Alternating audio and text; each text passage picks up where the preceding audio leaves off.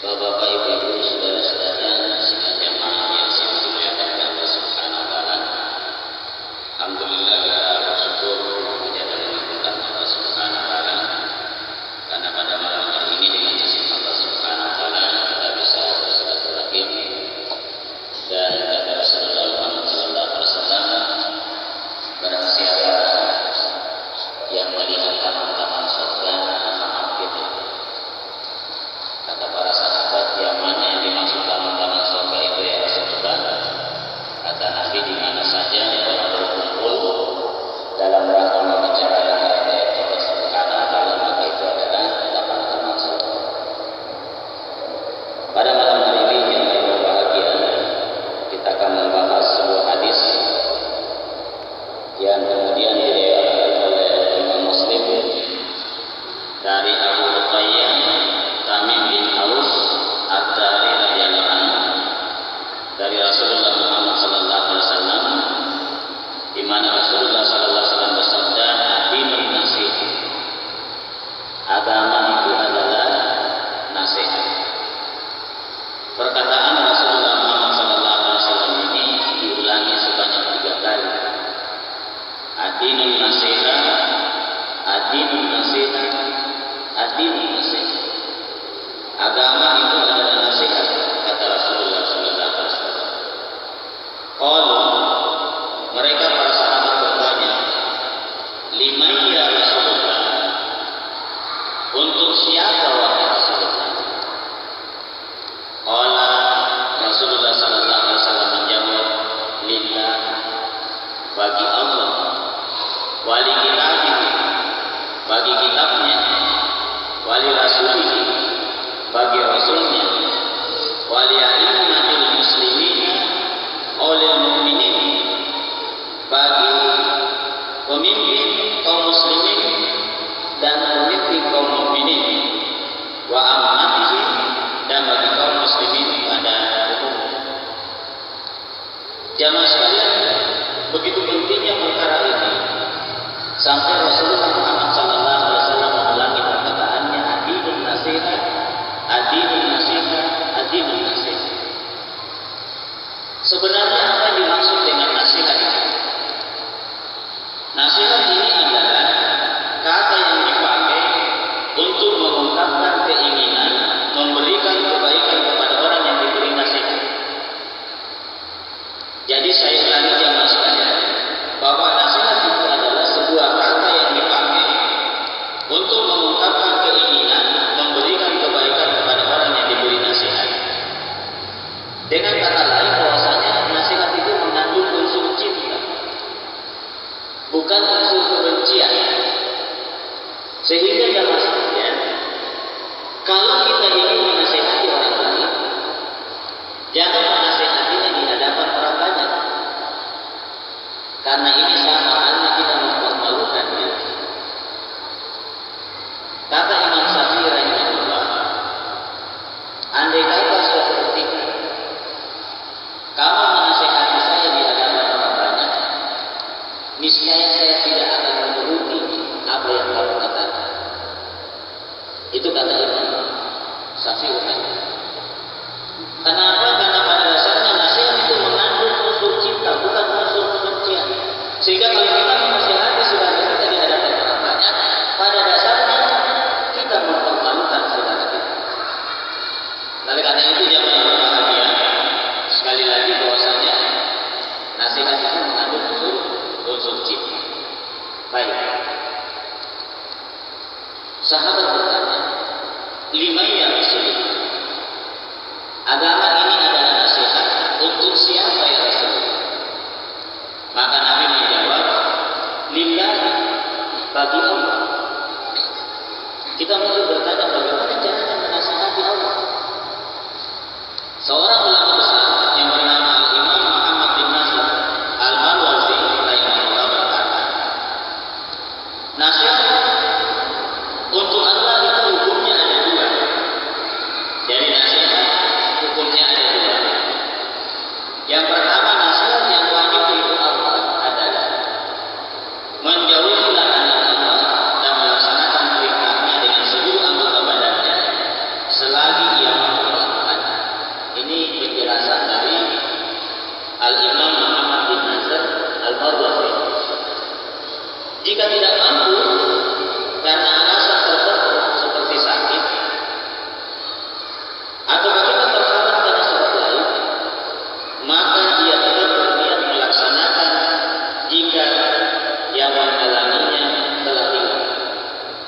penjelasan dari Imam Muhammad bin Nasr.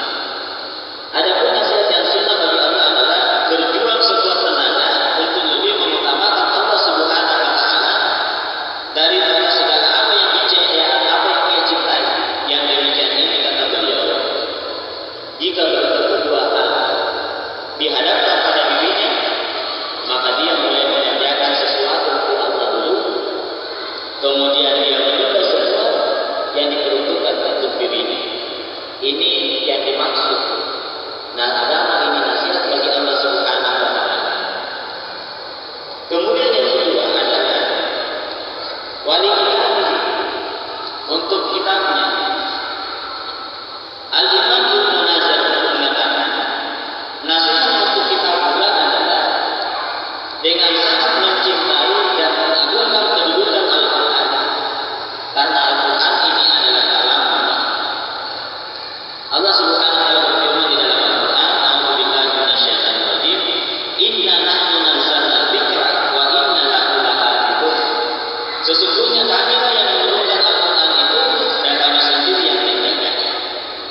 Oleh karena itu ya saudara sekalian, bahwa pada dasarnya Al-Quran ini adalah kalam Allah, bukan makhluk. Perkataan inilah yang menyebabkan Imam Ahmad bin Hanbal itu dipenjara karena dia tetap bertahan bahwasanya Al-Quran itu bukan makhluk. Karena Al-Quran itu adalah kalam Allah, dia adalah perkataan Allah Subhanahu wa taala. Nah, apa makna nasihat untuk kita pula? Ini dilakukan melalui beberapa cara. Yang pertama kepada saudara sekalian, kita berusaha untuk membaca dan menghafalkan Al-Quran. Di dalam Al-Quran di dalam hadis disebutkan, "Iqra'ul Qur'an fa innahu ya'ti yaumal qiyamati syafi'an li ashabihi." Rasulullah sallallahu alaihi wasallam, bacalah Al-Quran itu karena pada hari kiamat dia akan datang untuk memberikan syafaat kepada orang yang suka membacanya.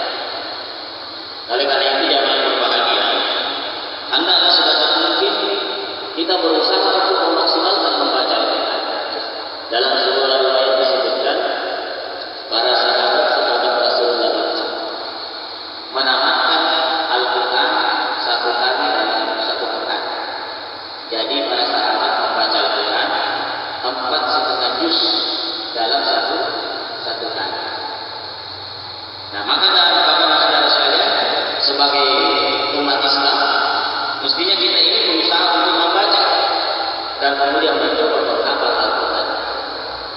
Alhamdulillah saudara sekalian, di Indonesia ini sejak tahun 2000 sudah banyak anak-anak yang bisa menghafal Al-Quran. Subhanallah. Dan sekarang ada metode cepat untuk bisa menghafal Al-Quran. Jadi sekarang ini sudah banyak sekolah-sekolah menghafal Al-Quran. Bahkan di Makassar ada ustaz kita membuat satu program 40 hari menghafal Al-Quran. Dan Masya Allah, ada seorang ibu dari Jawa sudah berusia 70 tahun, ini kemudian menghafal Al-Quran di usia dia 70 tahun. Maka oleh karena itu mari kita berusaha untuk berniat untuk menjadi penghafal Al-Quran. Saya tertarik dengan sebuah kisah saudara sekalian. Seorang ulama di Kuwait sementara menjadi imam sholat, tiba-tiba dia lupa sambungan ayat. Ternyata ada satu orang tua yang kemudian menyambung ayatnya ulama. Maka setelah selesai sholat, ulama ini mencari siapa tadi yang menyambung hafalan saya. Karena banyaknya jamaah, hanya satu yang bisa menyambung bacaannya ulama tadi. Maka dicarinya dan ternyata yang menyambung bacaannya ulama tadi seorang laki-laki yang sudah berusia 60 tahun. Lalu saya itu bertanya kepadanya, "Pak, sudah berapa lama kita menghafal Al-Quran?" Orang tua itu menjawab, "Baru saja saya menghafal Al-Quran di usia 60 tahun." Jadi nanti 60 tahun baru dia bisa menghafal 30 juz Al-Quran.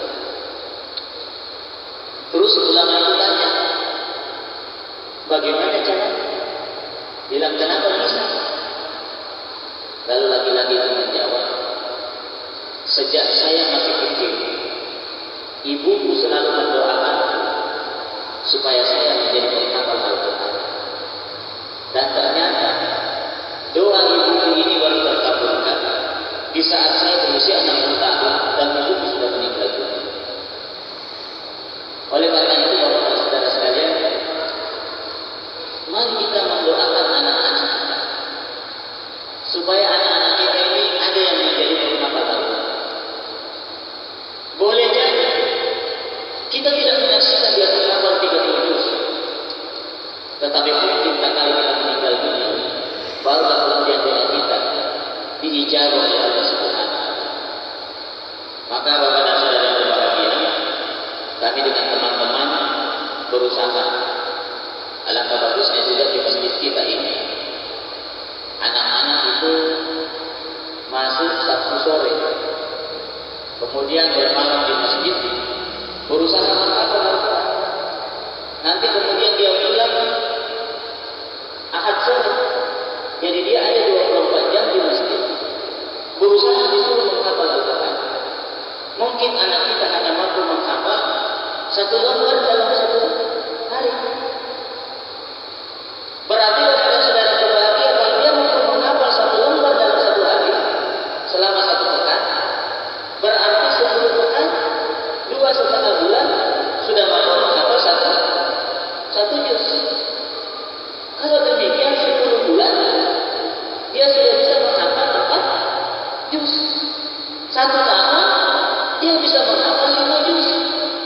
Subhanallah, kalau program ini dimaros di agama, kita mengumpulkan penghafal-penghafal Al-Quran untuk menjadi guru di masjid kita, yakin dan percaya Bapak dan saudara berbahagia, mungkin 5 tahun saja anak-anak kita ikut program seperti ini, maka dia sudah bisa menghafal 30 juz. Paling lambat 6 tahun. Daripada anak-anak malam minggu di rumah tidak ada dia bisa kerjakan, maka lebih bagus dia di karantina di masjid. Setiap malam Ahad mereka dikumpulkan, dan alhamdulillah di Kota Makassar ini banyak sekali program-program seperti ini Bapak dan saudara-saudara. Tidak mengapa program mereka dibayar. Kita membayar tentunya, kita membayar biaya pengurus. Saya kira kita orang-orang tua ini insya Allah akan mengikuti program-program seperti ini. Saya alhamdulillah tadi pagi anak perempuan saya bilang begini, Abang, saya mau ikut menghafal Al-Quran tiap pekan. Tadi ini diantar sama temannya naik bengkel. Artinya alhamdulillah satu kesyukuran, karena saya tidak menyuruh dia kepada saudara-saudara. Saya bilang iya alhamdulillah anak-anak itu pun bertahun-tahun kita suruh menghafal, baru 2 juz yang bisa dia hafal dengan bimbingan istri saya. Sekarang ini mencoba, mudah-mudahan hanya biasa dalam doa-doa kita, mudah-mudahan ada di antara anak-anak kita ini yang insya Allah bisa menjadi penghafal. Nah Bapak dan saudara berbahagia, setelah kita membaca dan menghafal Al-Quran, maka mari kita berusaha untuk mentadabburi nilai-nilai yang terkandung di dalam Al-Quran. Di dalam Al-Quran disebutkan, afala yatadabbaruna al-Qur'ana am ala qulubin aqfaluha. Apakah mereka itu tidak mentadabburi Al-Quran?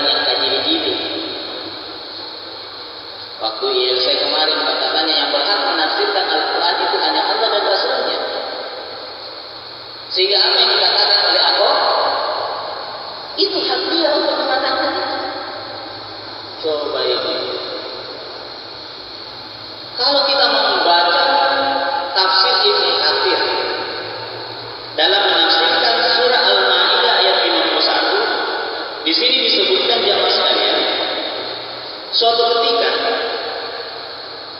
Abu Musa al-Asy'ari menjadi gubernur di Basra. Kemudian ada salah seorang stafnya sangat mahir dalam urusan pemerintahan. Lalu singkatnya disampaikan kepada Umar bin Khattab yang pada waktu itu menjadi khalifah. Dibilang, wahai Amirul Mukminin, ada salah seorang pejabat saya sangat mahir di dalam pemerintahan. Maka Umar bin Khattab radhiyallahu anhu mengatakan, kasih pertemukan saya dengan dia. Saya ingin bertemu dengan orang itu. Lalu Abu Musa al-Asy'ari mengatakan, wahai Amirul Mukminin, orang itu tidak bisa masuk di kota Madinah. Bilang kenapa bisa? Dia bilang dia beragama Nasrani. Maka apa kata Umar bin Khattab radhiyallahu anhu? Pecat dia. Gantikan dia dengan seorang Muslim. Lalu kemudian Umar bin Khattab radhiyallahu anhu membaca surah Al-Maidah ayat 51. Hai orang-orang yang beriman, janganlah kamu menganggap orang-orang Yahudi dan orang-orang Nasrani menjadi wali. Inilah penafsiran yang terbenar karena ditafsirkan oleh sahabat. Sesungguhnya Al-Quran ini dipahami oleh Rasulullah, para sahabat, setelah itu para tabi'in dan tabi'in, kemudian ulama salaf yang sampai hari ini menjaga kehormatan agama. Maka Bapak dan Saudara berbahagia, kita tidak boleh seenaknya menafsirkan Al-Quran ini sampai ada yang menafsirkan katanya dari segi bahasa wali itu artinya teman akrab, bukan karena sekedar pemimpin. Ini lebih parah. Sedangkan menjadikan teman akrab tidak bisa, apalagi menjadikan dia sebagai seorang pemimpin. Maka tidak ada lagi tafsiran lain. Bapak dan saudara sekalian, dalam surah Al-Maidah ayat 51, haramnya umat Islam mengangkat orang-orang di luar Islam menjadi pemimpin. Titik sampai di situ.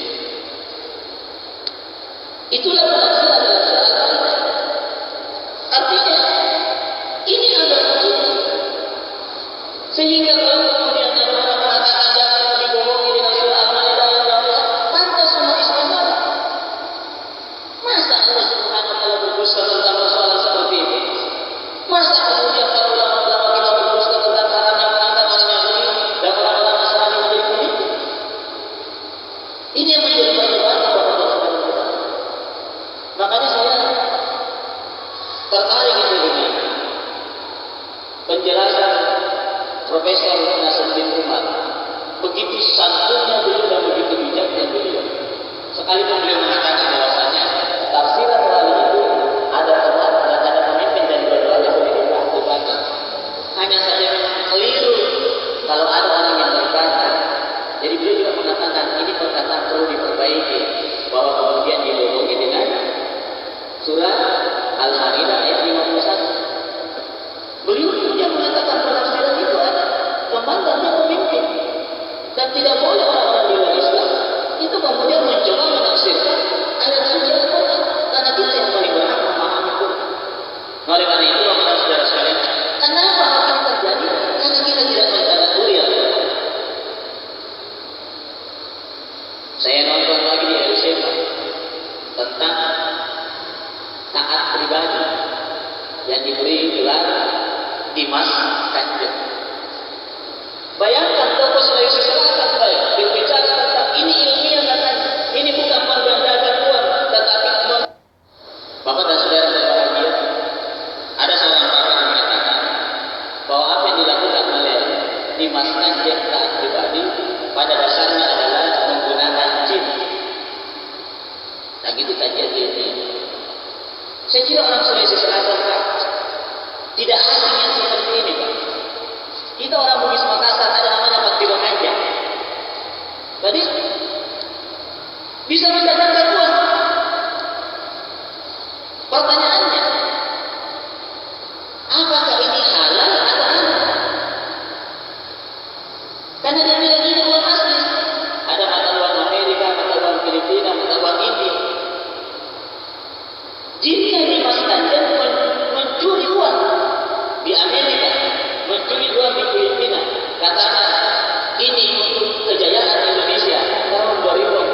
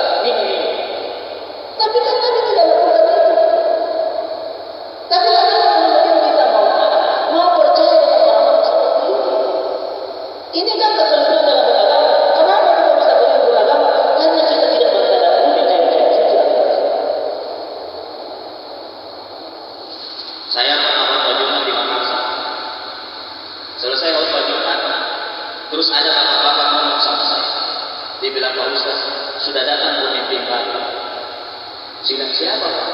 Ada sekarang ceramah di Al-Fatah. Dan siapa orangnya Pak? Dia bilang Kiai Samsul. Dulu itu kenapa Kiai Samsul? Dia bilang itu kehebatannya Kiai Samsul. Dia bisa ceramah di masjid, dia juga ada di mobilnya. Saya bilang, saya tidak percaya. Sekalipun dia benar perkataannya, saya tidak akan membenarkan perkataannya. Kenapa? Karena pasti salah satu di antaranya jin. Karena tidak mungkin bisa orang berada di dua tempat dalam satu waktu. Jadi saya tidak tahu apa yang ceramah itu jin atau yang di mobil jin. Kadang-kadang kita takjub dengan keanehan-keanehan. Oleh karena itu kepada saudara berbahagia, kenapa bisa terjadi seperti ini? Karena kita umat Islam kurang memahami ayat suci Al-Quran. Maka di samping kita membaca beberapa para saudara sekalian, kita juga berusaha untuk mentadabburi ayat-ayat suci yang ada di dalam Al-Quran. Selanjutnya, kita mengajarkan kepada generasi Muslim agar ikut berperan di dalam menjaga Al-Quran. Rasulullah SAW bersabda, "Khairul man ta'allama Al-Quran wa 'allama." Sebaik-baik kalian kata Nabi adalah orang yang mempelajari dan mengajarkan Al-Quran. Ini adalah orang yang paling baik kata Nabi. Orang yang terbaik di antara kalian kata Rasulullah adalah orang yang mempelajari dan mengajarkan Al-Quran. Dan setelah itu Bapak dan saudara sekalian, kita berusaha memahami dan kemudian mengamalkan apa yang ada di dalam Al-Quran. Sehingga sebenarnya setiap peristiwa-peristiwa yang ada pada dasarnya menyadarkan kaum muslimin. Banyak di antara umat Islam yang tidak pernah membaca surah Al-Maidah ayat 51. Nanti Ahmad yang singgung, baru kita coba buka semua. Memang ternyata alhamdulillah memang di dalam Al-Quran dilarang orang mengangkat orang Yahudi dan orang Kristen menjadi pemimpin. Jadi sebenarnya kita juga dibantu oleh Allah. Kenapa? Karena selama ini orang tidak mau membuka Al-Quran dan ternyata sudah terbuka mata umat Islam bahwa ternyata memang di dalam Al-Quran kita umat Islam dilarang memilih orang-orang di luar Islam menjadi pemimpin. Ini sederhana kepada saya. Kemudian bagi siapa agama itu nasihat? Kata Rasulullah, wali Rasulnya, untuk Rasulnya. Maksudnya Bapak dan Saudara berbahagia adalah dengan ayat ini bahwa beliau adalah sayyidina al-amanah dan dia adalah kekasih Allah Subhanahu wa taala. Allah mengutusnya kepada para hambanya agar beliau Nabi Muhammad sallallahu alaihi wasallam mengeluarkan mereka dari segala kegelapan jahiliyah kepada cahaya Islam, menjelaskan kepada mereka semua yang membuat mereka bahagia di dunia dan semua yang membuat mereka sengsara di dunia. Nah, oleh karena itu jamaah sekalian, hal ini diaplikasikan dalam bentuk membenarkan risalahnya, semua yang disampaikannya baik dalam Al-Quran dan Sunnah, serta mencintai dan mentaati Rasulullah Muhammad SAW. Di dalam Al-Quran Allah Subhanahu wa taala berfirman, "A'udzu billahi minasyaitonir rajim. Qul in kuntum tuhibbunallah." Katakan wahai Muhammad, jika kalian mencintai Allah, fattabi'uni, ikutilah saya. Yuhibbukumullah, niscaya kalian akan dicintai oleh Allah Subhanahu wa taala. Jadi kata Allah Subhanahu wa taala berfirman dalam Quran surah Al-Imran ayat 31, katakan ya Muhammad, jika kalian mencintai Allah, maka ikutilah saya. Niscaya kalian akan dicintai oleh Allah Subhanahu wa taala. Kemudian di ayat lain dikatakan, "Mayyutir Rasulullah faqad ata'a." Barang siapa yang taat kepada Rasul, maka dia telah mencintai Allah Subhanahu wa taala. Oleh karena itu, dalam ibadah kita, dalam amal soleh kita, syaratnya ada dua. Yang pertama adalah ikhlas karena Allah Subhanahu wa taala, dan yang kedua adalah taat Rasul, ikut contoh Rasulullah sallallahu alaihi wasallam dalam segala hal, baik dalam ibadah maupun dalam sisi amal saleh. Dari sisi ibadah misalnya kepada saudara sekalian, bagi bapak-bapak yang sudah menunaikan ibadah haji, maka kita harus mengikuti tuntunan pelaksanaan ibadah haji. Di antaranya pada tanggal 8 Zulhijjah Kita semua sudah dikirim ke Mina untuk bermalam di Mina. Pagi harinya kita berusaha pergi ke Padang Arafah sebelum masuk waktu zuhur. Dan kemudian kita wudhu sampai matahari terbenam. Dan sebelum matahari terbenam, kita kemudian sudah meninggalkan Padang Arafah menuju ke Musdalifah dan bermalam di Musdalifah. Keesokan harinya Ramadan saudara berbahagia, kemudian kita pulang dan kemudian melontar jumrah dan seterusnya. Orang-orang Syiah tahun ini itu tidak menunaikan ibadah haji. Kemudian mereka tawaf di kuburannya Husain. Sementara umat Islam disuruh tawaf di Ka'bah. Yang kedua, orang-orang Syiah wukufnya bukan di Padang Arafah, tapi mereka wukuf di Padang Karbala, di mana cucu Rasulullah SAW meninggal dunia. Pertanyaannya, pantaskah orang Syiah disebut orang Islam? Pantaskah orang Syiah disebut pengikut Rasul? Karena Nabi menyuruh kita wukuf di Arafah, sementara orang Syiah wukuf di Padang Karbala. Aturan Islam menyuruh kita tawaf di Ka'bah, sementara mereka tawaf di kuburan Husain. Pada tanggal 10 Muharram, Rasulullah SAW memerintahkan kita untuk berpuasa Asyura. Bahkan kata Nabi SAW, andaikan tahun depan saya masih hidup, niscaya saya akan berpuasa pada hari Tasyura. Hari Tasyura itu tanggal 9 Muharram. Sementara orang-orang Syiah pada tanggal 10 Muharram itu kemudian turun ke jalan, memukul dadanya sambil meneriakkan ya Husain, ya Husain, ya Husain. Pertanyaannya, pernahkah Nabi menyuruh kita untuk melakukan hal seperti itu? Kalau tidak pernah, kenapa kita menyelisihi apa yang telah diajarkan oleh Rasulullah SAW? Maka sekali lagi, tidak salah kalau Imam Ahmad mengatakan barang siapa tidak mengkafirkan Syiah, maka dia juga salah kafir. Karena memang Syiah secara sejarah ini dibawa oleh seorang Yahudi yang bernama Abdullah bin Sabah. Lalu Abdullah bin Sabah kemudian mengatakan sesungguhnya sahabat yang paling mulia di antara sekian banyak sahabat adalah Ali bin Abi Thalib radhiyallahu anhu. Ali bin Abi Thalib mendengarkan perkataan Abdullah bin Sabah, lalu kemudian mengusir Abdullah bin Sabah ke Persia. Dan ternyata Persia ini adalah sebuah negara yang sangat memusuhi kaum muslimin karena dia ditaklukkan di masa Umar bin Khattab radhiyallahu anhu. Oleh karena itu, laki-laki yang membunuh Umar bin Khattab, yaitu Abu Lu'lu'ah, itu kemudian diagung-agungkan oleh orang Syiah sebagai seorang pahlawan, sebagai seorang pejuang. Padahal dia adalah pembunuh Khalifah Umar bin Khattab radhiyallahu anhu. Nah, Bapak dan Saudara berbahagia, kemudian akidah orang-orang Syiah membenarkan nikah mutlak, kawin kompak.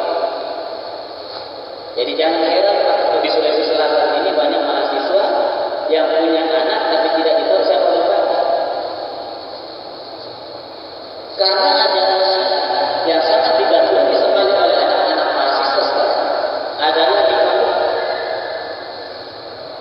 Saya nikahkan kamu dengan si A dengan mahar sekian, masuk kontrak 2 jam. Maka dia boleh berhubungan suami istri selama 2 jam. Lewat masalah 2 jam tidak ada cerai. Pada waktu akad nikah tidak ada wali. Padahal Nabi SAW mengatakan tidak sah nikah tanpa wali, tidak sah nikah tanpa wali, tidak sah nikah tanpa wali. Maka pantaskah ajaran Syiah itu dikatakan ajaran Rasulullah SAW? Ini penting.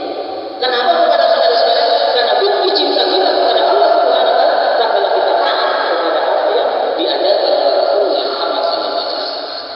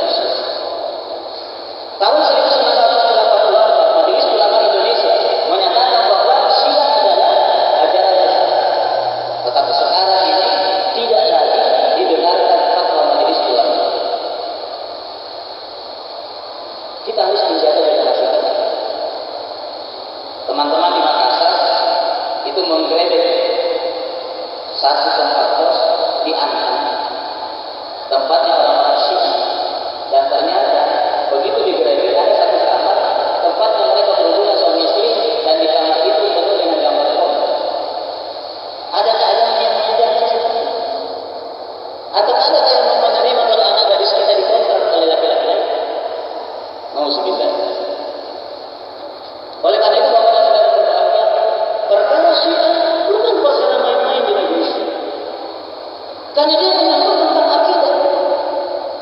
Kita berselisih tentang akidah.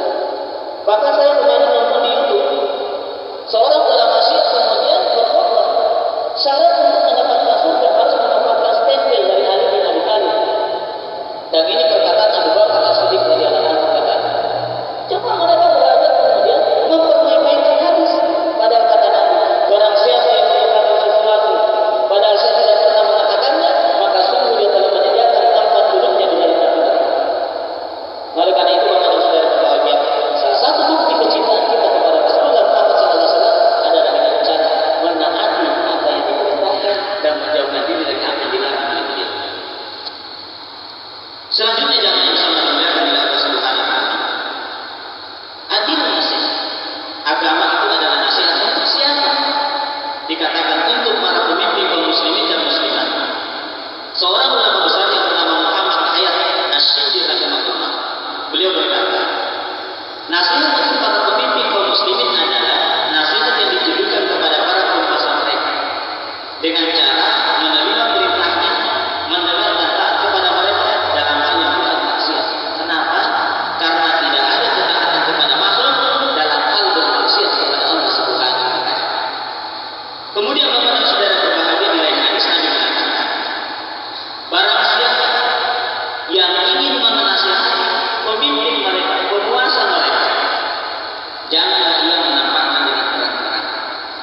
Hendaklah ia membahasakannya lalu menyendiri dengannya. Bila penguasa itu mau mendengar nasihatnya, maka itu baik. Tetapi apabila si penguasa itu, kata Rasulullah, enggan, tidak mau menerima nasihat, maka sungguh ia telah melaksanakan kewajiban amanah yang dibebankan kepadanya. Oleh karena itu Bapak dan Saudara sekalian, kalau ada di antara bapak-bapak dan jamaah sekalian tidak suka dengan kepemimpinan bupati di Maros, tidak boleh kita demonstrasi. Hendaklah kita mendatanginya, kita sampaikan kesalahannya. Kalau dia menerima katanya itu baik, tetapi kalau dia tidak mau menerima, kita sudah terlepas dari amanah yang Allah berikan kepada. Maka pada dasarnya umat Islam dilarang demonstrasi, pergi mengata-ngatai pemimpin kita, karena di dalam Islam ada adab, ada aturan. Selama kemudian pemimpin itu tidak mengajak kepada maksiat kepada Allah Subhanahu wa taala. Dan ini kami coba. Pernah dulu di Makassar itu Pak, ada patung telanjang. Ada dulu pernah patung telanjang diletak di sebuah rumah makan atau apa. Yang jelas kita dengar informasi itu. Saya dengan Ustaz Said bersama dengan Ustaz itu dengan beberapa ustaz-ustaz kita, subuh-subuh kita datangi gubernur. Waktu itu masih Pak Amin Sah.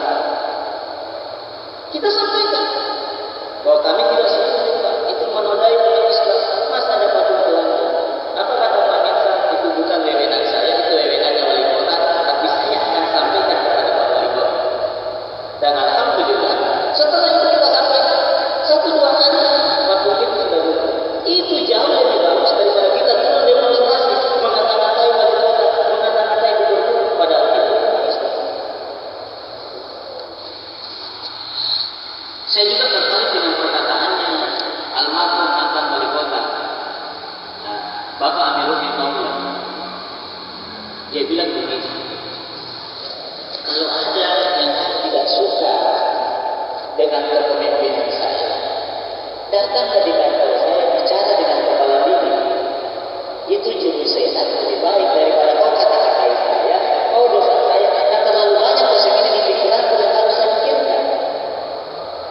Lalu karena itu Bapak Saudara sekalian, ada umat Islam, kalau ada pemimpin mereka yang keliru, maka datang sampaikan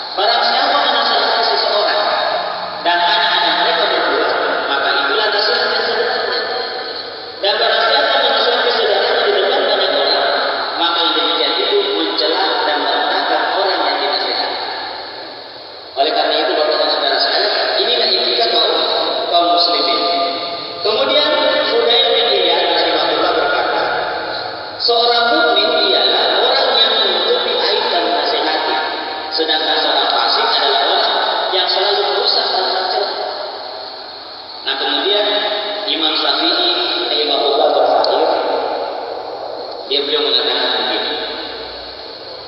Tutupilah kesalahanku dengan menasihatiku ketika saya seorang diri. Hindarilah menasihatiku di tengah orang banyak, karena memberikan nasihat di hadapan orang banyak sama saja dengan memburuk-burukkanku. Saya tidak sudi mendengarnya, kata Imam Syafi'i. Jika engkau menyalahiku dan tidak mengikuti ucapanku, maka janganlah engkau kaget bila nasihat saya tidak terima. Ini kata Imam Syafi'i. Nah, oleh karena itu Bapak dan Saudara yang berbahagia, Ibnu Hibban rahimahullah menyebutkan dengan sanad dari Sufyan, dia berkata, saya bertanya kepada Mishkah, apakah engkau suka bila ada orang yang memberitahukan kekurangan? Ia menjawab, apabila yang datang adalah orang yang memberitahukan kekurangan-kekuranganku dengan cara menjelekkanku, maka saya tidak senang. Tetapi bila yang datang kepadaku seorang pemberi nasihat, maka saya senang. Nah, oleh karena itu Bapak dan Saudara berbahagia, sekali lagi, nasihat itu mengandung unsur cinta, maka jangan kita menasihati orang lain di hadapan orang banyak, karena sama halnya dengan membuka celahnya, membuka aibnya, dan memperburuk dia. Betapa banyak kadang-kadang kita di masjid, tetapi kita suka membuka celah saudara kita.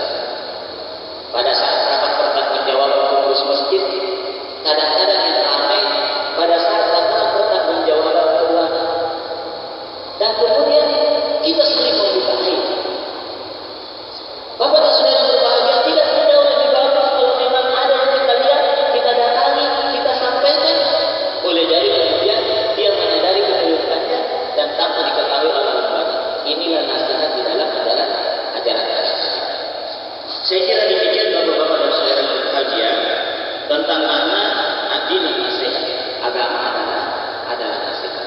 Mudah-mudahan ada manfaatnya, dan kita punya waktu sekitar 6 menit. Biasanya ada tanya jawab. Ada? Ya silakan, kalau ada kita punya waktu 6 menit untuk bisa berdialog sambil kemudian masuk waktu isi. Saya kira